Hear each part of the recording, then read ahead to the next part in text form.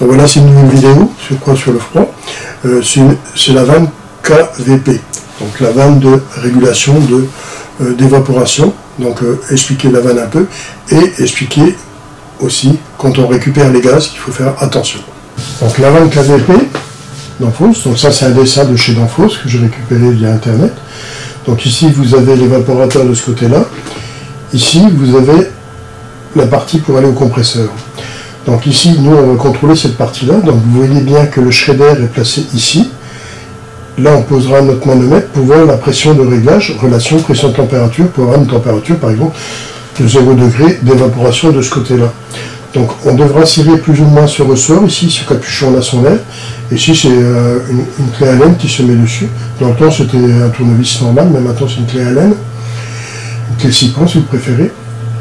Donc ici vous serrez le ressort plus ou moins, plus vous voulez de pression forte ici, plus vous allez serrer ici. Donc si vous voulez descendre la pression, vous desserrez le ressort ici, et comme le gaz est ici, il va pousser ici, il va ouvrir pour laisser passer le gaz ici. Donc ça veut bien dire ça. Bon, quand on desserre ici, on diminue la pression ici. Quand on serre ici, on augmente la pression ici. Donc plus c'est serré, plus ici, ça devra vaincre la partie ici. C'est comme ça que se règle cette vanne-là. Donc il faudra toujours un manomètre pour pouvoir régler et faire la relation pression-température. Autrement, vous ne saurez pas la pression qui est de ce côté-là, puisque ici, de ce côté-là, vous allez avoir la pression côté de cette vanne-là jusqu'au compresseur, mais ça ne vous donnera pas cette pression-là. Donc il faut absolument mettre le manomètre ici. Bon, la vanne de régulation d'évaporation, que chez Danfoss, on l'appelle la KVP. Donc ça, c'est Danfoss. Et dans les autres marques, il y a des autres noms, mais c'est un petit repère que je peux vous donner pour voir le fonctionnement de cette vanne. Alors cette vanne de régulation d'évaporation, elle est placée à la sortie de notre évaporateur, et comme vous voyez, elle va contrôler la pression va être contrôlée avant cette vanne. Donc elle contrôlera la pression ici, entre là et là.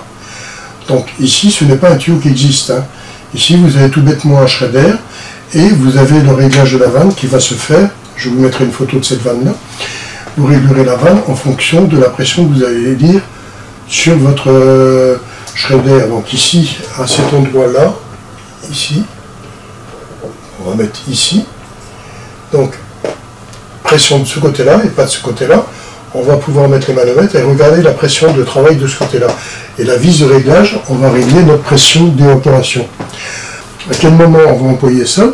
Par exemple, chez quelqu'un qui travaille en évaporation à 0 degré et qui ne veut pas descendre plus bas. Donc l'évaporation, on la tient à 0 degré ici. Donc ici, on aura une surchauffe de 6, 5, ça dépendra comment ça fonctionne. Et ici, même que j'ai moins 5 ici, j'aurai 0 degré ici. Ce qui est à l'envers de ce qu'on a d'habitude. Mais là, c'est comme ça que ça va fonctionner. Ça va freiner le gaz ici. Et ici, de ce côté-là, on va travailler plus bas. Ça, c'est presque sûr et certain. Alors, des fois, ça arrive qu'on réinjecte des gaz pour arriver à remonter un peu la pression ici. Mais bon, on ne va pas aller jusque-là. On va tenir cette logique-là. Donc, ici, où est-ce que je vais le rencontrer aussi? C'est chez un poissonnier. Donc, chez un poissonnier, il va avoir sa tôle inox. En dessous de sa tôle inox, on va avoir ce fameux serpentin qui va être dessus. Mais on va tenir la température d'évaporation, 0, moins 1, moins 2, mais pas plus bas. Pourquoi? Parce que si l'eau commence à fondre des glaçons, parce que il faut se rappeler que quand vous mettez des glaçons et vous mettez un certain poids dessus, avec la pression, ça fait fondre le glaçon. Alors, 3/4 du temps, les glaçons sont des glaçons à eau de mer, donc c'est la glace écaille. Maintenant, on fait beaucoup de glace écaille, on descend à moins 5, moins 10, ça dépend de cette glace-là, et elle va nourrir le poisson, puisque c'est la glace écaille eau de mer, donc elle est un peu légèrement salée pour nourrir le poisson, pour pas qu'il s'oxyde. Donc ici, qu'est-ce qu'on va avoir?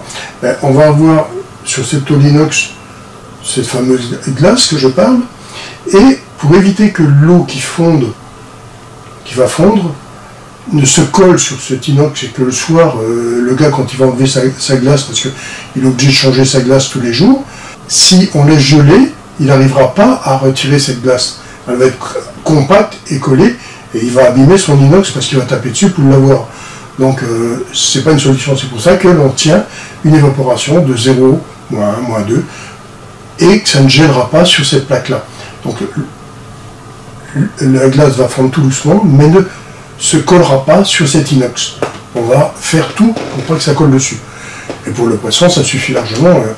La glace qui est dessus, plus le froid, pour maintenir, ça suffit pour notre poissonnier. Alors ici, j'ai mis les températures normales, comme il faut une installation qui fonctionne normalement. Hein.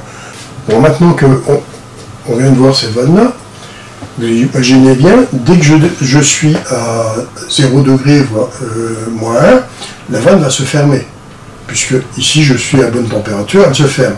Ici, je continuerai à descendre. Ok, on retient bien cette phrase-là.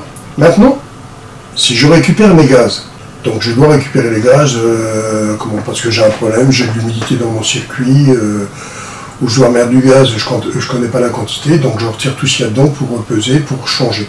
Alors, le problème qui va se poser, où j'ai un gaz qui est un zéotrope, donc les zéotropes, à partir du moment où il y a une perte de gaz, on ne sait pas la quantité qui est partie, ben ça ne sert à rien de remettre du gaz dedans, il faut retirer tout et remettre du gaz.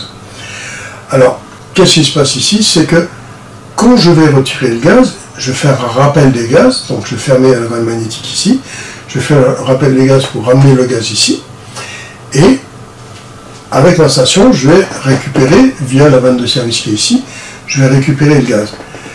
Mais, quand j'aurai fermé cette vanne magnétique, j'aurai récupéré, la vanne ici, quand elle va arriver à 0, -1, elle va se fermer, et il restera du gaz ici. Et je n'arriverai pas à tout retirer.